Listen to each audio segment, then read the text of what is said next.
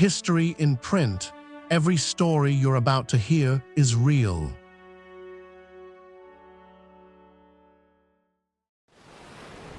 The coal dust had not yet settled from the night shift when they came out. Not men. Boys. Some no taller than the sorting tables they had worked since before sunrise.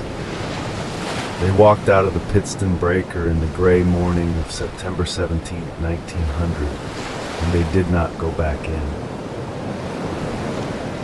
They had sorted slate from coal with bare, bleeding fingers for pennies a day.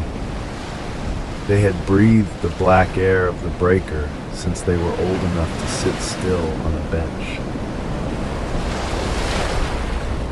And on this Monday morning, without a union card among them, without a lawyer, without a single name the newspapers would bother to print, they went on strike. The question was not whether the country would notice. The question was what story it would be told. Good evening, this is History in Print. Tonight, Pittston, Pennsylvania, September 17, 1900. Pittston sat in the heart of the Wyoming Valley, deep in the anthracite coal region of northeastern Pennsylvania.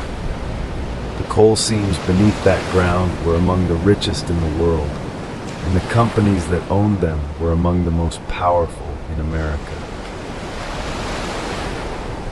The men and boys who worked those seams were something else entirely. Breaker boys occupied the lowest rung of the colliery. Their job was to crouch over moving chutes of broken coal and pull out the slate and rock by hand, hour after hour, in buildings so loud a boy could go partially deaf before he turned 12. The boys earned pennies on the dollar compared to the men. Many were 9 or 10 years old, a few were younger. The anthracite fields had been restless all that summer. The United Mine Workers, under their national president, John Mitchell, had been pressing for recognition, for a wage increase, for shorter hours. The operators had refused. But it was not the men who moved first in Pittston. It was the boys. Flag 1, Breaker Boy Wages. The original figure of 70 cents and $1 a day has been softened to earned pennies on the dollar compared to the men, pending source confirmation. If the writer holds a contemporary newspaper report, UMW payroll record, or Pennsylvania Bureau of Mines document, documenting the specific daily wage range for breaker boys in 1900, please cite it explicitly here before this episode goes to production. The softened language should stand until that citation is supplied. Flag 2. John Mitchell and the 1900 UMW campaign. The claim that Mitchell served as UMW national president and led the 1900 organizing campaign is foundational to the episode's narrative spine and cannot be verified from the supplied source material, which covers the Carlisle Indian Industrial School newspaper. Before production, please document the external primary or authoritative secondary source for this claim. Acceptable sources would include UMW convention records, contemporary newspaper coverage of the 1900 anthracite campaign, or accredited scholarly history of the Mitchell presidency. This note should be resolved before the episode is recorded. The record does not preserve a single boy's name from that morning. That silence is its own kind of evidence. The papers that covered Pittston's strike in September 1900 had room for the operators' statements, for the tonnage figures, for the names of company superintendents. They did not have room for the boys themselves. What the record does show is the shape of what happened, and the shape is striking. The walkout at Pittston on September 17th was not a spontaneous eruption. It came inside a larger, grinding contest between the United Mine Workers of America and the coal operators of the anthracite region. John Mitchell, the union's president, had been working all that year to bring the operators to the table. The operators refused. They did not recognize the union. They did not intend to. But something was moving in the breakers. The boys who worked the cold chutes watched the men around them grow angrier through the summer. They heard the talk. Some of them had fathers or older brothers already involved in union organizing. When the moment came in Pittston, they moved. The breaker boys walked off the job, and by doing so, they stopped the coal. This requires a word of explanation. The breaker was not a side operation. It was the first stage of processing every ton of anthracite that came out of the ground. Without boys at the chutes pulling slate from coal, the product could not be graded, could not be sold, could not be shipped. The breaker boys were, in the language of the industry, essential. The operators understood this. That is precisely why the boys' wages had been kept so low for so long. There was no shortage of desperate families in the Wyoming Valley. If one boy left, another could be found. What the operators had not fully calculated was the possibility that the boys would leave together. The walkout at Pittston demonstrated something the mine owners found genuinely alarming, that even workers with no union membership, no formal organization, and no legal standing could bring production to a halt simply by refusing to appear. The newspapers outside Pittston struggled to know what to make of it. A strike by grown men was a labor story. It had familiar shapes: demands, negotiations, injunctions, violence, or the threat of it. A strike by boys was something else. It did not fit the established templates. The papers that carried the story at all tended to frame it as a curiosity, a footnote to the larger contest between Mitchell and the operators. The boys were rarely quoted. Their conditions were rarely described in the kind of detail that would have made a reader sit with the image.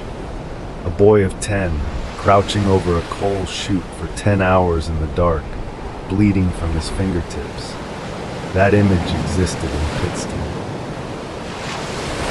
It did not always make it into print. What made it into print more often were the statements of the operators. The companies insisted the walkout was the work of outside agitators. They pointed to union organizers working the region. They suggested the boys had been led astray by men with political motives. The framing placed the boys as passive, moved by others, not moving themselves. The record resists that framing. The boys of the Pittston Breaker walked out in the context of a broader labor uprising, yes, but they walked out. They made that choice on that morning, and the coal stopped moving. The Pittston walkout did not end the war. The broader anthracite strike of 1900 ground on through October until John Mitchell, under pressure and facing the approach of winter, accepted a 10% wage increase for the men and called the action off. The operators never formally recognized the union. They called the raise a concession of their own choosing, not a negotiated settlement. The breaker boys went back to the chutes. The record does not say when, it does not say what they were told, or whether any of them received anything for the days they lost. No one was charged. What the papers outside Pittston recorded in the weeks that followed was the men's story. The tonnage restored, the trains moving again, the operators' relief, and the union's careful claim of partial victory. The boys' strike was absorbed into a larger narrative and then quietly dissolved. But what the boys had started, the men's union would finish, and finish without them.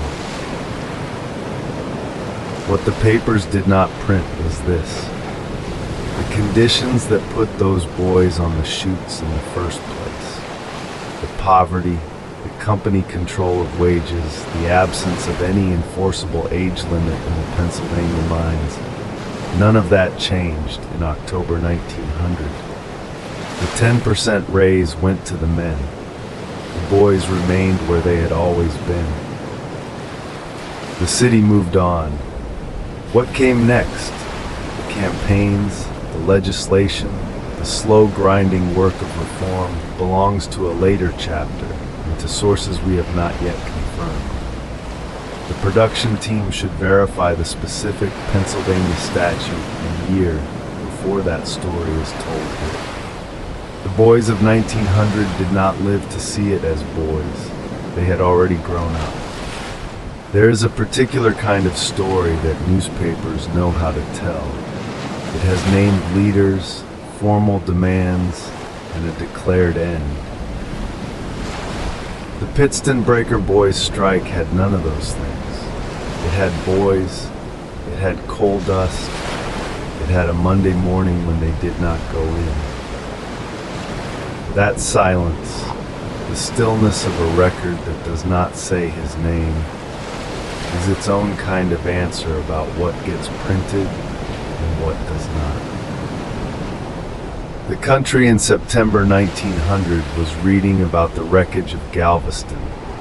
6,000 dead on a Texas coast, winds felt as far north as a small Pennsylvania schoolyard. It was reading frontier atrocity stories and sharp arguments about whether Native Americans could even seek protection in their own courts. It was not, for the most part, reading carefully about what the children of the Wyoming Valley had just done. The newspapers moved on, the coal moved again, and somewhere in Pittston, a boy who had been on strike went back to the bench and put his hands into the chute. The record does not say his name.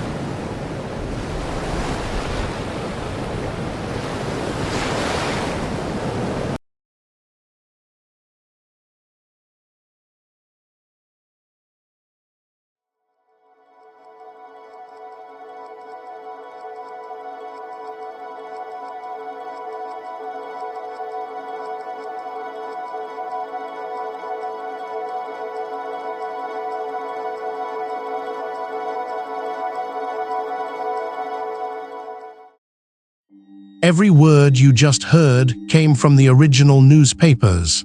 Subscribe to History in Print, a new story from the American